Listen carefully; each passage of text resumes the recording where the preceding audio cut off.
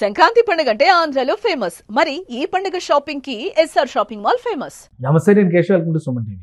ఆంధ్రప్రదేశ్కి ప్రధానమంత్రి నరేంద్ర మోడీ అధికారిక పర్యటన కోసం వస్తున్నారు. ఒకటి కాదు, రెండు కాదు, ఏకంగా 2 లక్షల కోట్ల రూపాయల విలువైన పనులకి ప్రారంభోత్సవాలు, శంకుస్థాపనలు జరగబోతున్నాయి.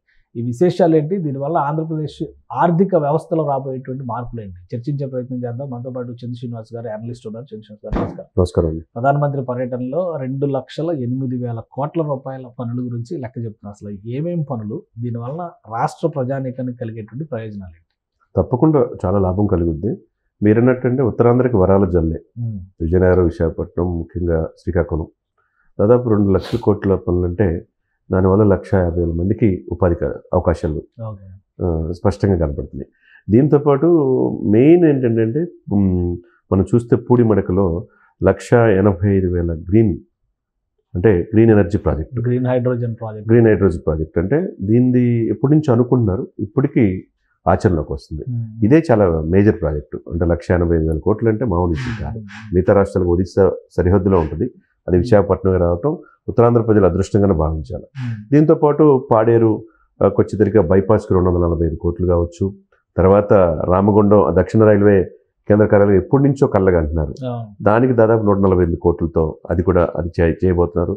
తర్వాత గంగవరం పోర్టుకు 2 బ్లాక్లకి 154 కోట్లు. తర్వాత వీటితో పాటు మన బల్క్ డ్రగ్స్ వైసీపీ ప్రభుత్వంలో అనుకున్నారు, కానీ అది ఆచరణలో రాల. దాదాపు 1,876 కోట్లతో బల్క్ డ్రగ్ ప్రాజెక్టు, దానివల్ల కూడా 15,000 మందికి ఉపాధి కల్పిస్తారు. ఏదైనా కానీ మొత్తం 11 ప్రాజెక్టులు 2 లక్షల కోట్ల పైన అభివృద్ధి కార్యకలాపాలకి శంకుస్థాపన మోదీ గారి ద్వారా. తర్వాత దీని ద్వారా త్వరితగతిన నిర్మాణం కనుక పూర్తి అయితే ఈ 3-4 సంవత్సరాల్లో దానివల్ల 1,50,000 నుంచి 2 లక్షల మందికి ఉపాధి అవకాశాలు.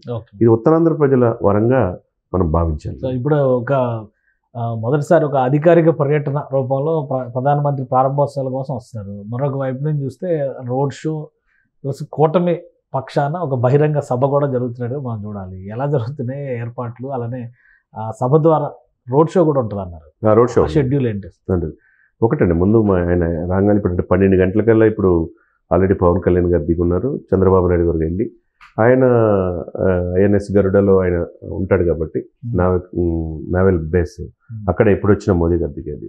వీళ్ళు మాట్లాడుకున్న తర్వాత 4:30కి స్టార్ట్ అయిపోయి దాదాపు 45 minutes to 1 hour up to Andhra university stadium దాకా.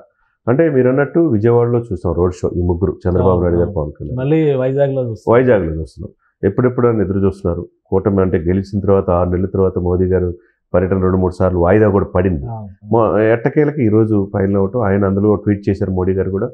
ఈరోజు రేపు జరిగేది ఆంధ్రప్రదేశ్, విశాఖపట్నం, ఒరిస్సాలో కార్యక్రమాలు, ప్రవాస దివస్లో పాల్గొంటారని చెప్పి ట్వీట్ చేశాడు. ఏదైనా కానీ ఆంధ్రప్రదేశ్కి చాలా రోజుల తర్వాత 6 మాసాల తర్వాత ఇంత ప్రాజెక్టులు ఇంత స్థాయిలో, భారీ స్థాయిలో రావడం అంటే కూటమి 3 పార్టీలు కలిసి ఉంటున్నాయి కాబట్టి. ఈ 3 పార్టీలు ఒకవైపు బీజేపీ ప్రెస్టేజ్గా తీసుకుంది. క్షేత్రస్థాయిలో జనాన్ని లక్షలాది మందిని సేకరణలో వాళ్ళు ఉన్నారు. ఆ తర్వాత జనసేన కార్యకర్తలు కావచ్చు, టీడీపీ కావచ్చు, ఈ 3 పార్టీల సమన్వయంతో ఈ షోని, ప్రధానమంత్రి మోడీ గారి పర్యటనని గ్రాండ్గా సక్సెస్ చేయడానికే ముందుకెళ్తున్నట్టుగా మనకి అర్థం. విశాఖపట్నం స్టీల్ ప్లాంట్ గురించి ప్రధానమంత్రి ఏదైనా ప్రకటన చేస్తారో అనేటువంటి ఒక చర్చ కూడా జరుగుతుంది. అవకాశం ఉంటుందా ఆంధ్రప్రదేశ్లో? ఒక రకంగా ఈ 6 నెలలు, 7 నెలల పరిపాలన పైన ఒక డైరెక్షన్ ప్రజలకి ఇచ్చేటువంటి ఒక సంకేతం కింద దీన్ని మనం చూడొచ్చా? 3 పార్టీల పొత్తు విజయ పదంలో నడుస్తుంది అనేటువంటి. తప్పకుండా. ఎందుకంటే ఇది ఇప్పుడుది కాదు. మీరు అన్నట్టు విశాఖ స్టీలు, విశాఖ ఉక్కు ఆంధ్రుల హక్కు. 10ల సంఖ్యలో చనిపోయారు. దాంట్లో మన దేశానికి ఉపరాష్ట్రపతి చేసి కేంద్ర మంత్రి చేసిన వెంకయ్యనాయుడు గారు కూడా ఆ రోజు ఆంధ్ర యూనివర్సిటీ చదువుకునేటప్పుడు పాల్గొన్నారు. మరి అది ఆంధ్రుల సెంటిమెంట్తో ఇదైంది. మనం చూస్తే గత ప్రభుత్వంలో కేసీఆర్ గారు కూడా బిడ్డేస్తారని చెప్పి ముందుకు వచ్చారు. సిబిఐ మాజీ జేడీ ద్వారా ఇంకా చాలామంది ముందుకు వచ్చారు. ప్రైవేట్ పరం కాకుండా ఉండడానికి రకరకాల ప్రయత్నాలు జరిగింది. ఏదైనా కానీ ఇప్పుడు సెంట్రల్కి సంబంధించిన ఇప్పుడు బీజేపీ చెందిన వ్యక్తి నర్సాపూర్ ఎంపీ ఆ శాఖ ఉన్నాడు, సహాయ మంత్రిగా ఉన్నారు. పురంధేశ్వరి గారు అధ్యక్షులుగా ఉన్నారు. వీళ్ళకి కూడా చాలా ప్రెస్టీజియస్ విశాఖపట్నాన్ని కాపాడుకోవాలంటే. కాబట్టి డెఫినెట్గా ఆయన నోటి నుంచి ఈ ప్రాజెక్టులు, ఈ 11 ప్రాజెక్టులు దాదాపు 2 లక్షల కోట్ల విలువైన ప్రాజెక్టులే కాకుండా దీనికి భరోసా డెఫినెట్గా ప్రైవేట్ పరం చేయం, దీన్ని ఉంచుతాం, మేము ఉన్నాం అనేది భరోసా మోదీ గారి నోటి నుంచి వస్తుందనే ఎక్స్పెక్ట్ చేస్తున్నారు. అందరూ కూడా 2 లక్షల కోట్లు అనగానే చాలా పెద్ద కనిపిస్తుంది. లెక్కలో చూస్తే చాలా పెద్ద అమౌంట్ కనిపిస్తుంది. 2 లక్షల కోట్లు అంటే రాష్ట్ర బడ్జెట్ ఒకప్పుడు. ఇప్పుడు పెరిగింది కాబట్టి సరే అలా చూసినా కానీ దాదాపుగా ఒక 70-80% రాష్ట్ర బడ్జెట్తో సమానమైనటువంటి ఇన్వెస్ట్మెంట్ అక్కడ కనిపిస్తుంది. సో ఆ స్థాయిలో పనులు జరుగుతాయా? ఇది ప్రభుత్వ రాజకీయంగా చేసేటువంటి విమర్శలు ఎలా ఉన్నాయంటే ఇది ఊరికే ప్రచార ఆర్భాటం అనేటువంటి విమర్శలు కూడా వస్తున్నాయి. సో దీన్ని ఎలా చెప్పొచ్చు మనం? ఇది సెంట్రల్ గవర్నమెంట్ ప్రాజెక్ట్ కాబట్టి ఇక్కడ ప్రచార ఆర్భాటం ఏమి ఉండదు. రాష్ట్రాలకి నిధులు ఇస్తుంటారు. 29 రాష్ట్రాలు ఉన్నాయనుకోండి. అన్ని రాష్ట్రాలకి కూడా వాళ్ళ యొక్క పరిస్థితిని బట్టి ఆ యొక్క సీ కోస్ట్, ఇప్పుడు గుజరాత్ తర్వాత తీర ప్రాంతం ఎక్కువగా ఏది కనబడుతుంది మనకి? ఆంధ్రప్రదేశ్ 974 కిలోమీటర్లు ఉంది. ఏది ఎక్కడ పెడితే సక్సెస్ అవుతుందని వాళ్ళకి తెలుసు. అదేవిధంగా రాష్ట్ర ప్రభుత్వం కూడా ప్రపోజల్స్ పొలదపాలుగా చంద్రబాబు నాయుడు గారు, పవన్ కళ్యాణ్ గారు సెంట్రల్కి ఇవ్వటం ఏదైనా ఈ 6 మాసాల్లో త్వరితగతిని తీసుకొచ్చినట్టే. ఇంకా యాక్చువల్గా 5 సంవత్సరాల్లో పోయినసారి మరి ఎందుకు జగన్మోహన్ రెడ్డి గారు ఈ బల్క్ ట్రక్ని ఓపెన్ చేయలేపారు? ఇప్పుడు వైసీపీ వాళ్ళు విమర్శిస్తూ ఉన్నారు మేము అంతకుముందు చేసినాయి అని చెప్పి. ఎందుకు మరి గ్రీన్ ఎనర్జీ ఈ ప్రాజెక్ట్ని ఈ ఒక్క పూడిమడకలో 1,85,000 కోట్ల ఈ భారీ ప్రాజెక్ట్ని ఎందుకు అంత ముందు చొరవ చూపలేకపోయారు 22 మంది ఎంపీలు ఉండి? మరి వీళ్ళ హయాంలో ఎందుకు శంకుస్థాపన జరుగుతుంది? కాబట్టి ఇది ఏదో ఆర్భాటంగా కాకుండా దీన్ని కన్స్ట్రక్టివ్గా పూర్తి చేయాల్సిన బాధ్యత కేంద్ర ప్రభుత్వం కాబట్టి బడ్జెట్లో ఎలకేషన్స్ ఉంటాయి. త్వరితగతిన డెఫినెట్గా 4 సంవత్సరాలు పూర్తయ్యే అవకాశాలు స్పష్టంగా కనపడుతుంది. అంటే తెలుగుదేశం పార్టీ నాయకులు చెప్తున్న ఇది కానీ, జనసేన పార్టీ నాయకులు చెప్తున్నటువంటి మాట కానీ, ఆంధ్రప్రదేశ్కి ఎన్నికల సమయంలో ఇచ్చినటువంటి హామీలు అమలు ఈ దిశగా సక్సెస్ఫుల్గా కూటమి ప్రభుత్వం వెళుతోంది అని చెప్పేటువంటి సంకేతంలో భాగంగానే ఈ రోడ్ షో అనేటువంటి మాట చెప్తున్నారు. అవును. సో దీన్ని ఎంతవరకు విశ్వసించారు? ఎందుకంటే విమర్శలు చేస్తున్నటువంటి నాయకులు చాలా క్లియర్గా చేస్తుంది ఏంటంటే హామీలను గాలికి వదిలేసి ప్రచారం చేసుకుంటున్నారు మళ్ళీ అని చెప్తున్నారు. ఇప్పుడు విమర్శిస్తూనే ఉంటారు సార్. ఇప్పుడు వైసీపీ వాళ్ళకి ఏంటంటే 22 మంది ఎంపీలు నుండి ఎవరు ప్రధానమంత్రి అయినా మెడలు వంచి స్పెషల్ స్టేటస్ తెస్తూ ఉన్నారు. ఎందుకు 5 సంవత్సరాలు మెడలు ఉంచలేకపోయారు?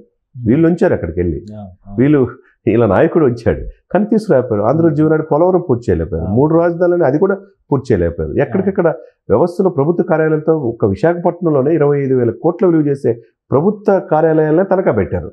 మరి ఇంకెక్కడ అదింతా తనఖా పెట్టి 500 కోట్ల విలాసవంత భవనాన్ని ఋషికొండ మీద కట్టుకుంది మనకు తెలియదా?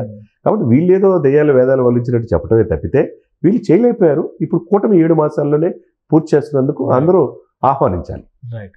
థ్యాంక్ యూ చంద్రశేఖర్ గారు విశ్లేషణ అందించినందుకు. ఇది 2,08,000 కోట్ల రూపాయల ప్రాజెక్టులు, కొన్ని ప్రారంభోత్సవాలు, కొన్ని శంకుస్థాపనలు ఉన్నాయి. ఇవన్నీ కూడా అటు కేంద్ర ప్రభుత్వం రాష్ట్ర ప్రభుత్వం మధ్య సమన్వయంతో ఈ 6-7 నెలల్లో సాధించినటువంటి ప్రగతిగా చూడాల్సి ఉంటుంది. ఒకవేళ విపక్షాలు విమర్శలు చేసేటువంటి వాటికి సమాధానం చెప్పాలంటే 5 ఏళ్లలో ఎందుకు చేయలేకపోయేదానికి సమాధానం చెప్పే స్థితిలో కూడా విపక్ష నేతలు లేరని విమర్శిస్తున్నారు చంద్రశ్రీనివాస్ గారు. అలానే ప్రధానమంత్రి చేయబోయేటువంటి ప్రారంభోత్సవాలు అన్నిటికీ కూడా శంకుస్థాపనలు కూడా టైం లైన్ బేసిస్లో ఒక కార్యాచరణని నిర్దేశించారు. అంటే రాబోయేటువంటి 2-3 సంవత్సరాల్లో ఇవన్నీ కూడా వినియోగంలోకి రావాలనేది లక్ష్యం.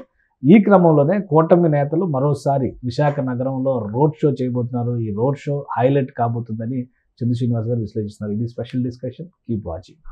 సుమన్ టీవీలో మీ పర్సనల్ అండ్ బిజినెస్ ప్రమోషన్స్ కోసం కింది నెంబర్కి కాంటాక్ట్ చేయండి.